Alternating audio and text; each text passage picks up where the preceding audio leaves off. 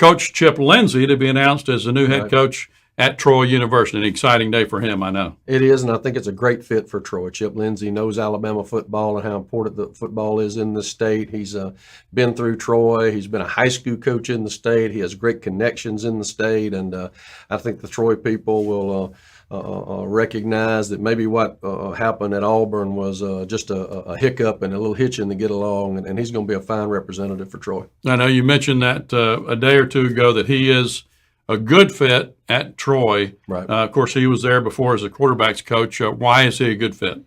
You know, again, one, understanding football again in the state, and secondly, his connection with high school coaches in recruiting in Alabama and in the South, and the fact that he was a high school coach. I mean, I remember when Chip was the head coach at Colbert Heights High School. Lord have mercy. I mean, a little old school right outside of Florence, and just getting started. But one thing about Chip, he is no different now personally when you meet him than he was when he was the head coach at Colbert Heights. He just sort of has that genuine article about him that helps you be a good coach. Of course, he was at Kansas with Les Miles, taking over the program there. As far as X's and O's, what is Chip like? Of course, we saw him at Auburn a little bit, but what is his philosophy like? And Chip is a 4-wide, spread the field, throw the ball, and try to get 100 yards a game running out of his running back. You know, I mean, that is not Gus, and that marriage was. Unless Gus was going to totally turn it over to him and back out of there. And I understand that. I'm being a head coach who calls the plays and then tried a couple of times to turn it over to somebody else and not dabble with it. That is just very difficult to do. And it wasn't fun for the couple of guys I did that with working for me. I was not a great guy to work for on that side of the ball. Defensive guys loved working for offensive guys because you never see him set foot in the meeting. Yeah. So I'm sure it was very tough on Chip. But Chip was always positive about it, smiled through it, handled himself beautifully, and as a result, good things have happened for him. We're watching the monitor here as the press conference is ongoing at Troy, and the president is talking, waiting for Chip Lindsey to take the podium. When he does, we'll send it live there. But that is a tough situation, especially with Gus Malzahn being the head coach and former offensive coordinator. That's always a tough situation. And when everybody knows what a Gus offense looks like. I mean, when I coached, everybody knew what in high school and even in college, everybody knew what an offense looked like that I was coaching. And then you see things in the offense and say, well, that's not Gus. Or you see things in the offense that's not Chip. And it's hard to blend two systems together and two people that have such strong belief systems about what they're doing. It's hard to make that work. And it's all I've said, the whole time. I as somebody that wants Auburn and Alabama both to succeed, I wish Coach Malzahn would just go back and run the offense because everybody knows what his offense looks like and what it ought to look like, and it eliminates any conversation about it. And again, I think that was a tough situation for Chip. It's it's tough being a defensive coordinator for Coach Saban. Right. I mean, whose is it and who's actually making the final decision? Are you going to tell him how to run the defensive backs? And yeah, exactly. I mean, he's he's over there coaching the corners, and I don't think anybody wants to jump into that boss nest. Yeah, absolutely. And if Gus Malzahn is the offensive genius, well, I guess a lot of people are thinking, why is he not calling the shots? Well, and I think you get to that place in a program as big as Auburn where you have so many duties. You have so many responsibilities, and as you get a little older, it takes a lot out of you now. The emotional drain of running an offense during the week and being involved in all the meetings and involved in all the quarterback meetings and all the things that go on at night. You have to get almost fully immersed into that to be effective. Right. And then now, so you've got to delegate a lot of the head coaching things out there to some other people now and make those other things happen. So it's tough on those guys. Jerry DiNardo went to LSU, was an eye option guy, stack eye guy, goes to LSU and does not run his offense. Right. And gets fired. Because he decided to run a system that had nothing that he knew absolutely nothing about. That way he wouldn't dinker with it. And I actually met with him one time and asked him about that. If he had to do it all over again, what would he done? He said, I'd have gone in there and ran what we ran at Vanderbilt. If I had to do it over again, hindsight. And I think what's happened at Auburn is the right thing for Auburn. And I think what's happening at Troy is the right thing for Troy. Talk about Chip is taking over for Neil Brown. Very successful. Went to West Virginia, 10-win seasons, 3 years in a row. Big shoes to fill there. And Neil did a tremendous job, and again, but system-wise, they sort of have the same belief system. So it's not like somebody will come, like what's going on at Georgia Tech.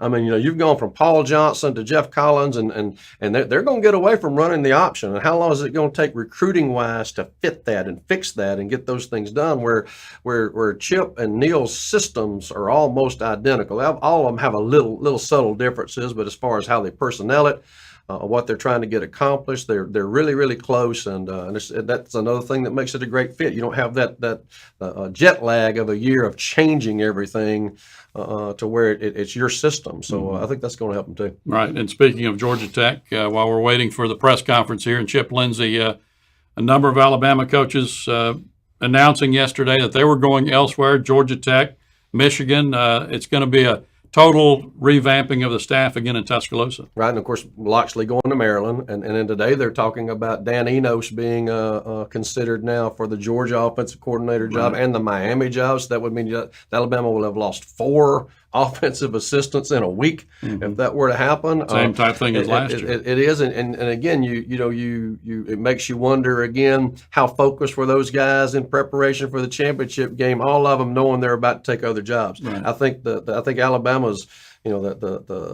Both times they've lost in the national championships, if I'm not mistaken, the offensive coordinator situation was in transition, and they knew it was in transition, and it sort of showed up. Yeah. I mean, it really did. It's hard.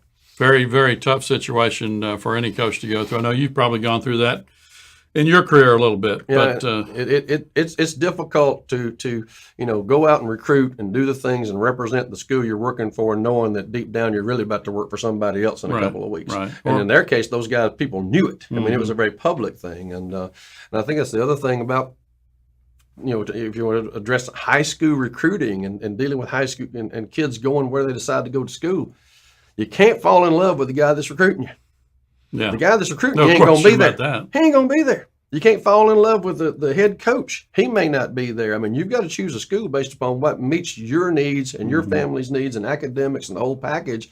And if you fall in love with a college assistant coach and you go there because you love the way he recruited you, it's not going to work out. There's going to be a divorce pretty soon. Right. I mean, he's going to be gone and you're still going to be there. It's an amazing process in college football these days. And speaking of that, we've heard some talk about Chip Lindsey possibly pulling in other coaches that he worked with at Auburn to join the staff at Troy. So could be some more changes coming along that line. I think Travis Williams has been mentioned, and it's already impacted the state. I believe Shane Wasden has already stepped down at Faulkner University, NAIA school in Montgomery, and they're friends, old friends. Shane's a Troy guy, and going to Troy with Chip, and Shane's brother, Tommy, took over the head coaching job. Right. It's actually Shane's older brother, Tommy, took over the head coaching job. Tommy had retired and had gone and to work there, and was named the head coach this week, and outstanding coach, was Mobile Christian a number of years, as the president of that school, and fits the Christian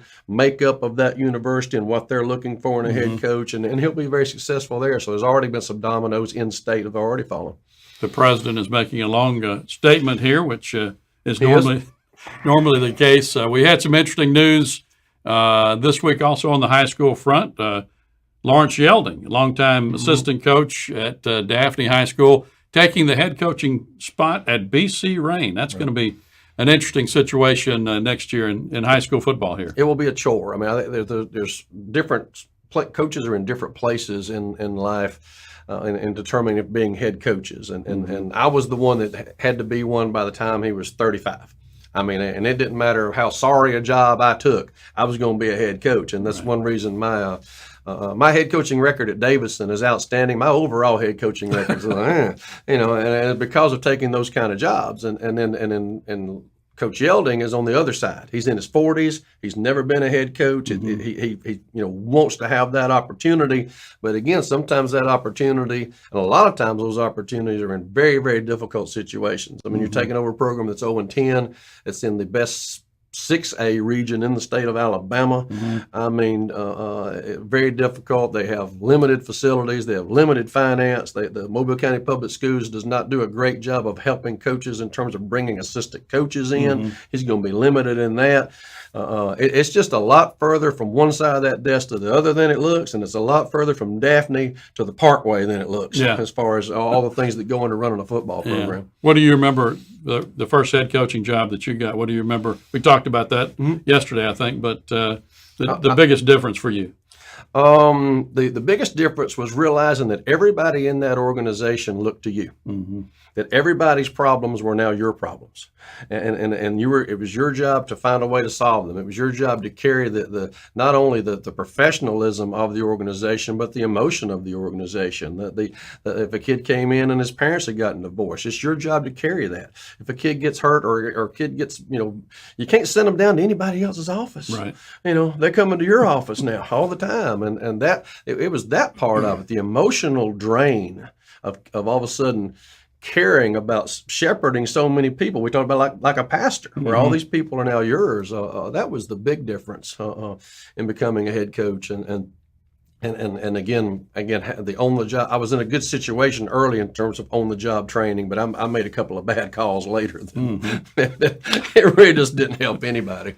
Except me learning from mistakes. Okay, it looks like the athletic director now at the podium as we wait for Chip Lindsey to take over the reins at Troy University as the head football coach, and of course replacing Neil Brown, as we mentioned earlier, that went to West Virginia, and Chip is just about to be introduced up in Troy, and they're making some comments about him and perhaps the selection process. Let's listen in quickly and get some comments on the introduction of Chip Lindsey as head football coach at Troy University. So at this time, I'd like to call our next head football coach of Troy University, Chip Lindsey, to the podium.